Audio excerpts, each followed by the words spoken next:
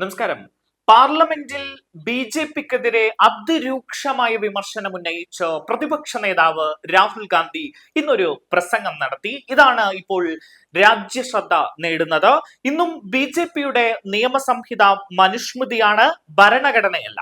ഭരണഘടന ചർച്ചയിൽ ബി.ജെ.പിയെ പരിഹസിച്ചുകൊണ്ടാണ് ഇന്ന് പാർലമെന്റിൽ രാഹുൽ ഗാന്ധി സംസാരിച്ചത്. നവീന ഇന്ത്യയുടെ രേഖയാണ് ഭരണഘടനയെന്ന് ലോക്സഭാ പ്രതിപക്ഷ നേതാവ് രാഹുൽ ഗാന്ധി പറഞ്ഞു. ഗാന്ധിയുടെയും നെഹ്റുവിന്റെയും അംബേദ്കറിന്റെയും ഒക്കെ ആശയങ്ങളാണ് ഭരണഘടനയിൽ ഉള്ളത് എന്നും രാഹുൽ പറഞ്ഞു. ലോക്സഭയിൽ ഭരണഘടനാ ചർച്ചയിൽ പങ്കെടുത്ത് സംസാരിക്കുകയായിരുന്നു രാഹുൽ. എന്തായാലും രാഹുൽ ഗാന്ധിയുടെ ആ പ്രസംഗത്തിന്റെ പൂർണ്ണരൂപം നമുക്ക് കാണാം. Shri Rahul Gandhi.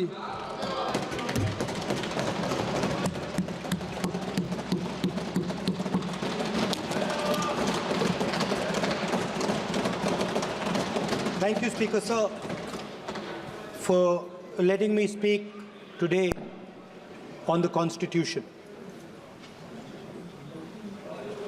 Speaker Sir, in my last few speeches, I spoke about the concept of Abhay Mudra, the concept of fearlessness, truth, and non-violence. And I showed the House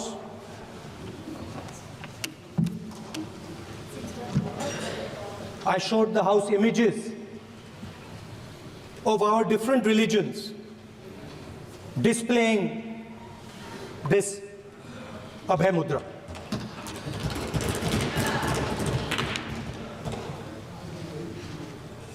People call the Constitution the longest written Constitution in the world. But the Constitution contains a set of ideas from one philosophy of our nation, one central philosophical set of ideas of our nation. When we look at the Constitution and we open the Constitution, we can hear the voice and the ideas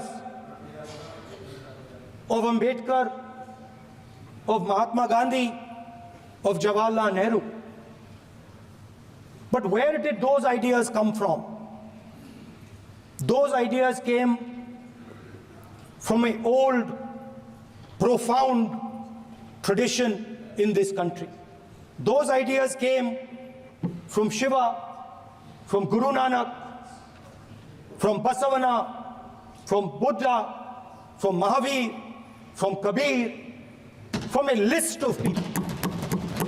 So when we speak of the Constitution and we show the Constitution, of course it is a document of modern India, but it could never have been written without ancient India and her ideas. So when we look at this Constitution, we remember this list of people, all different variations on the same idea. And in front of us stand the people who follow a very different philosophical tradition. And I want to start my speech by quoting what the supreme leader, not of the BJP, but of the modern interpretation of the ideas of the RSS has to say about the Constitution of India and about how he thinks India should be run. The worst thing about the Constitution, the worst thing about the Constitution of India is that there is nothing Indian about it. Manusmriti is that scripture which is most worshipable after Vedas for our Hindu nation, and from which our ancient times have become the basis of our culture, customs, thought, and practice. This book, for centuries, has codified the spiritual and divine march of our nation Today, Manusmriti is law. These are the words of Savarkar. Mr. Savarkar has clearly stated in his writings that there is nothing Indian about our constitution. He has clearly stated that the book India is run by should be superseded by this book. And this is what the fight is about. Now, it's nice that all of you are so-called defending the Constitution. But I want to ask you, do you stand by your leader's words? Do you support your leader's words? Because when you speak in Parliament about protecting the Constitution, you are ridiculing Savarkar. You are abusing Savarkar. You are defaming Savarkar. I'd like to quote also in Hindi. Bharat के संविधान के बारे में सबसे बुरी बात तो यह है कि इसमें कुछ भी भारतीय नहीं है। भारत के संविधान के बारे में सबसे बुरी बात तो यह है कि इसमें कुछ भी भारतीय नहीं है। यह आपके नेता ने कहा था, जिसकी आप पूजा करते हैं। Speaker sir, I described in my first speech the idea of a battle taking place. I described the Mahabharata, described Kurukshetra. There is a battle taking place today in India. And on this side are the defenders of the idea of the Constitution. And from each state we have one. If you ask us Tamil Nadu, we will tell you Periyar. If you ask us Karnataka, we will say Basavana. If you ask us Maharashtra, we will say Phule ji, Ambedkar ji. If you ask us Gujarat, we will say Mahatma Gandhi. आप speaker को You praise these people. You praise these people hesitatingly because you have to. But the truth is that you want India to be run the way it used to be run.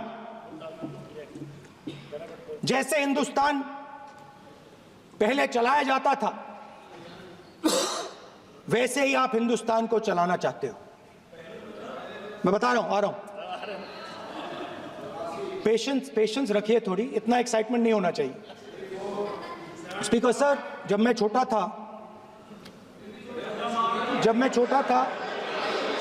Delhi में, speaker sir, Delhi के चारों ओर जंगल हुआ करता था।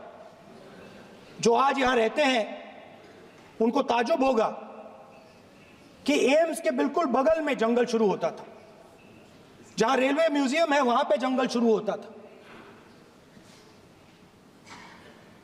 वैसे ही जंगल में, दोनों north और साउथ, वैसे ही जंगल में हजारों साल पहले एक युवा, 6-7 साल का युवा, हर रोज सुबह उठ के 4 बजे उठ के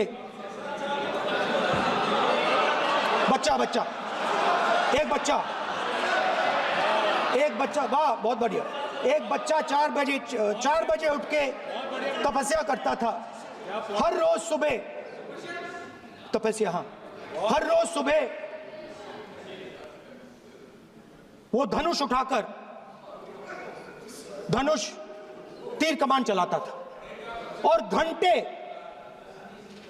घंटे उसने तपस्या की, सालों के लिए उसने तपस्या की।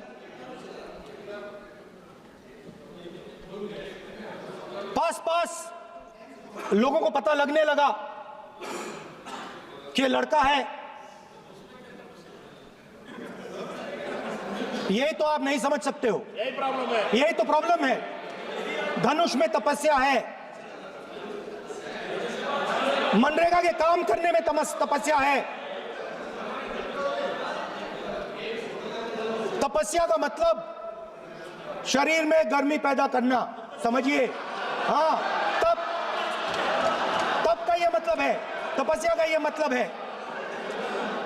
तो ये तपस्या कर रहा था, लोगों को पता लगा और वो गुरु के पास गया। लड़के का नाम एकलव्य था और वो गुरु के पास गया और उसने कहा, गुरु द्रोणाचार्य जी, मैं सालों से धनुष चलाना सीख रहा हूं, मैंने अपनी पूरी शक्ति इसमें डाली है,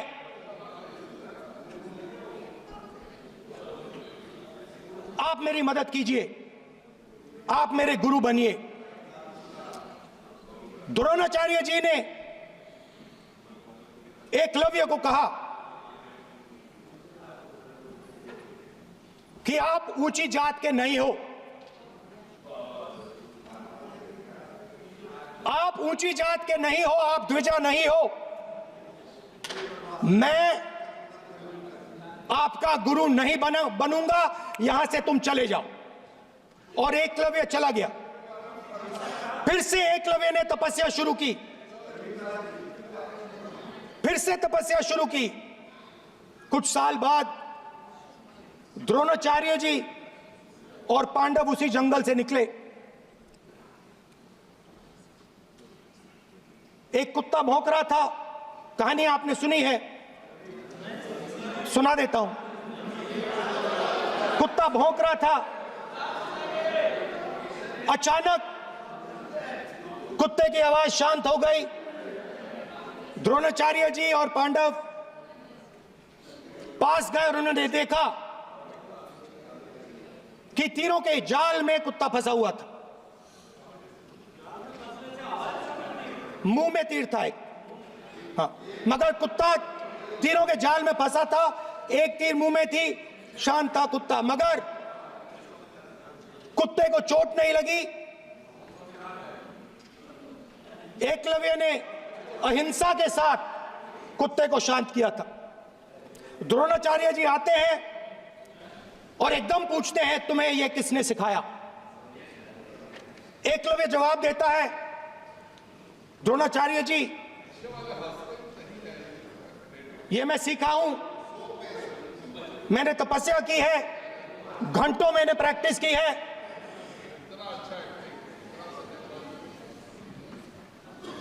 आपने मुझे गुरु बनने से मना किया था, तो मैंने एक मूर्ति, मट्टी की मूर्ति सामने रखी और मैंने प्रैक्टिस की और मैं सीखा। द्रोणाचार्य जी खुश नहीं हुए।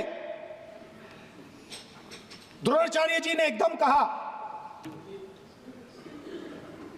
तुम्हें मुझे गुरु दक्षिणा देनी है। नहीं नहीं, ये आपकी स्टोरी है, ये आपकी स्टोरी है। मेरी स्टोरी है कि द्रोणाचार्य ने पूछा।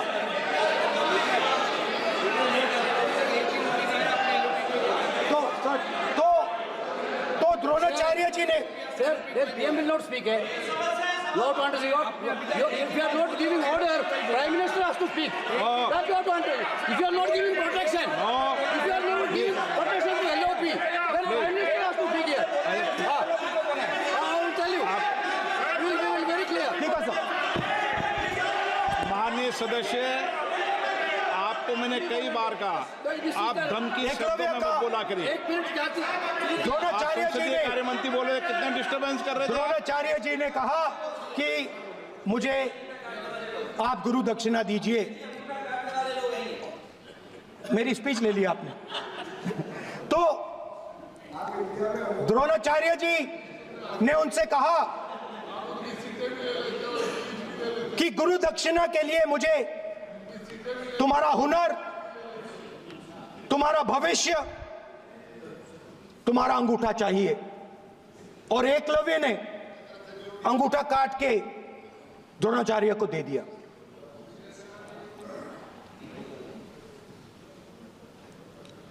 यह अभय मुद्रा है। इसमें इसमें कॉन्फिडेंस, स्ट्रेंथ, निडरता कहां से आती है? हुनर से आती है, इस अंगूठे से आती है। ये लोग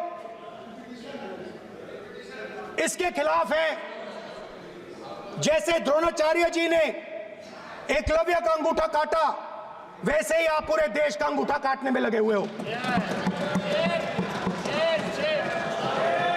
आप जैसे ही एकलव्य का, जैसे द्रोणाचार्य जी ने एकलव्य का अंगूठा काटा, वैसे ही आप हिंदुस्तान के युवाओं का, जैसे ही एकलव्य ने, देखो सर, जैसे एकलव्य का अंगूठा काटा गया, वैसे ही आप हिंदुस्तान के युवाओं का, सबका अंगूठा काटते हो। जब आप अदानी जी को धारावी देते हो, तो आप धारावी के जो एंटरप्रेन्योर्स हैं, जो स्मॉल एंड मीडियम बिजनेसेस हैं, उनका आप अंगूठा काटते हो। जब आप हिंदुस्तान के पोर्ट्स, एयरपोर्ट्स, डिफेंस इंडस्ट्री, ये सब जब आप अदानी को देते हो,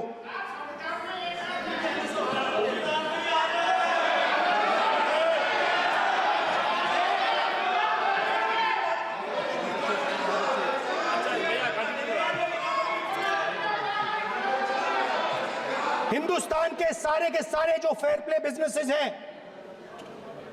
जो ईमानदारी से काम करते हैं, आप उन सब का अंगूठा काटते हो जब आप अदानी की मदद करते हो। कॉन्स्टिट्यूशन में लैटरल एंट्री कर आप हिंदुस्तान के युवाओं का, पिछड़ों का, गरीबों का अंगूठा काटते हो।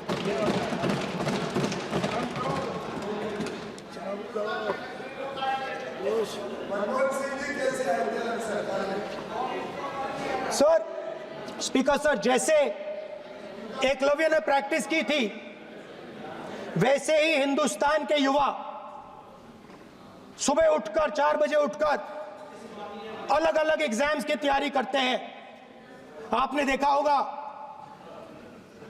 पहले हजारों युवा सुबह उठकर रनिंग करते थे, वेट ट्रेनिंग करते थे आर्मी में जाने के लिए।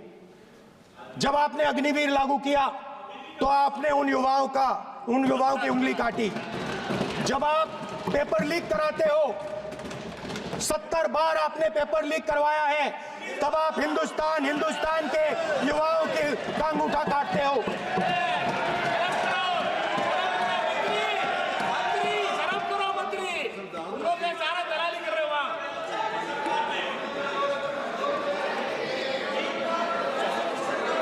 आज बाहर, दिल्ली के बाहर आपने किसानों पर टीयर गैस चलाया है, आपने किसानों पर लाठीचार्ज किया है।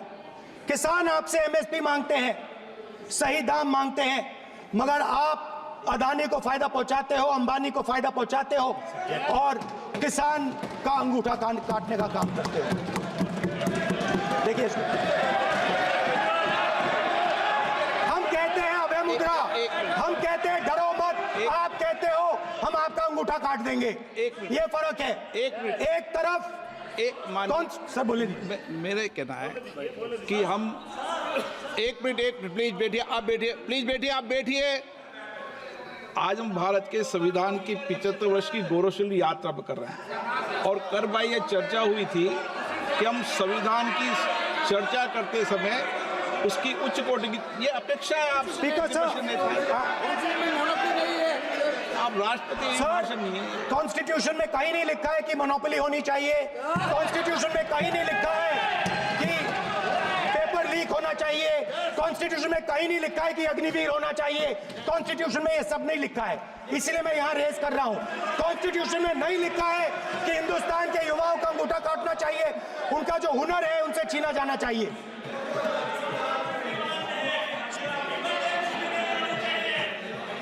बेटा बेटा कर रहे हैं सर। 5 बजे अब भी बेटा बेटा करेंगे, अब कुछ नहीं बोलना है उसके अंदर। 5 बजे देखिएगा, 5 बजे देखिएगा क्या करते स्पीकर सर, मिलेगा। मैं कुछ दिन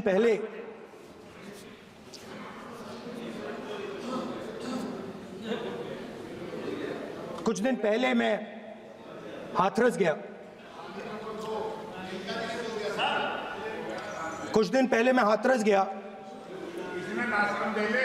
हाथरस में 4 साल पहले एक लड़की का बलात्कार होता है। गैंग रेप होता है। 3-4 लोग गैंग रेप करते हैं। मैं 2-3 दिन पहले उस लड़की के परिवार के घर में गया।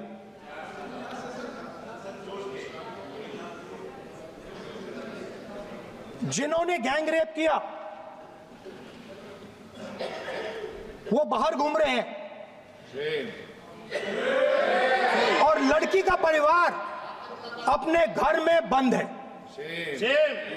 लड़की का परिवार बाहर नहीं जा सकता है। जो अपराधी हैं वो उनको रोज धमकाते हैं और वो बाहर घूमते हैं।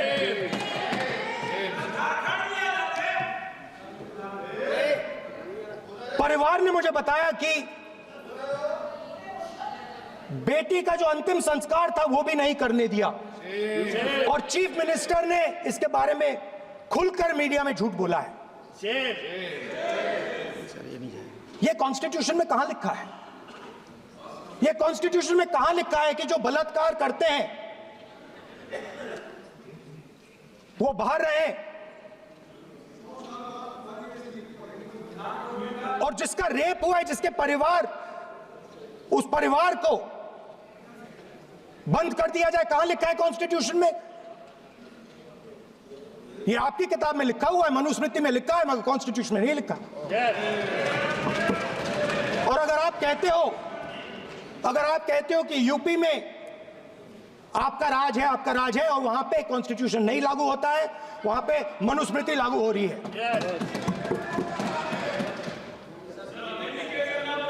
परिवार ने मुझे कहा कि यूपी की सरकार ने उन्हें वायदा किया था, कहा था कि हम आपका रिलोकेशन करेंगे, आपको कहीं और रहने की जमीन देंगे। आज तक 4 साल हो गए हैं, आज तक उनका रिलोकेशन नहीं किया गया है। और हर रोज उन्होंने मुझे फोटो दिखाई, वो बाहर निकलते हैं और जिन्होंने बलात्कार किया वो धमकाते हैं उनको। तो मैं इस हाउस में कहना चाहता हूं कि अंबेडकर जी के संविधान वाले लोग, इंडिया गठबंधन वाले लोग, हम सब मिलकर उस परिवार का रिलोकेशन हम करेंगे अगर आप नहीं करोगे तो।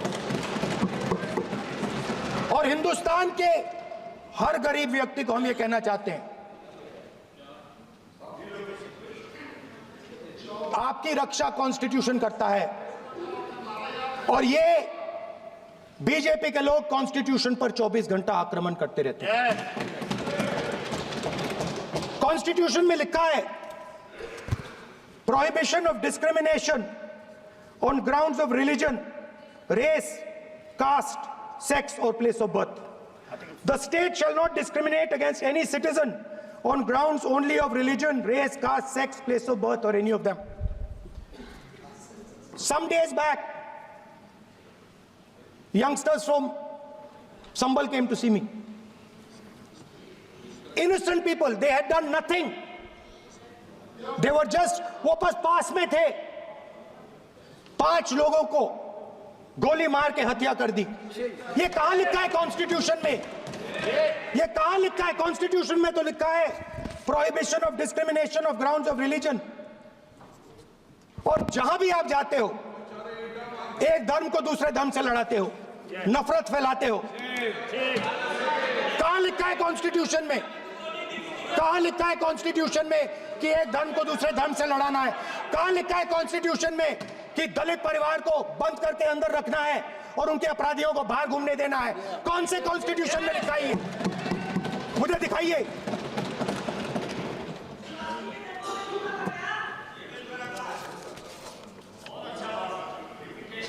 स्पीकर साहब, हमारी जो विचारधारा है, इंडिया गठबंधन की विचारधारा है, वो देश में कॉन्स्टिट्यूशन लाई है। हम सब मिलकर कॉन्स्टिट्यूशन की रक्षा करते हैं। अंबेडकर जी ने कहा था, if there is political equality but no social and economic equality, political equality will be destroyed. ये अंबेडकर जी के शब्द हैं और आज ये बात सबके सामने है। पॉलिटिकल इक्वालिटी जो थी वो खत्म हो गई है। हिंदुस्तान के सारे इंस्टीट्यूशंस कैप्चर कर लिए गए हैं। सोशल इक्वालिटी नहीं रही, फाइनेंशियल इकोनॉमिक इक्वालिटी नहीं रही। इसीलिए हमारा अगला कदम जाति जनगणना होगा। हम देश को दिखाना चाहते हैं कि आपने किन लोगों का और कहां कहां अंगूठा काटा है।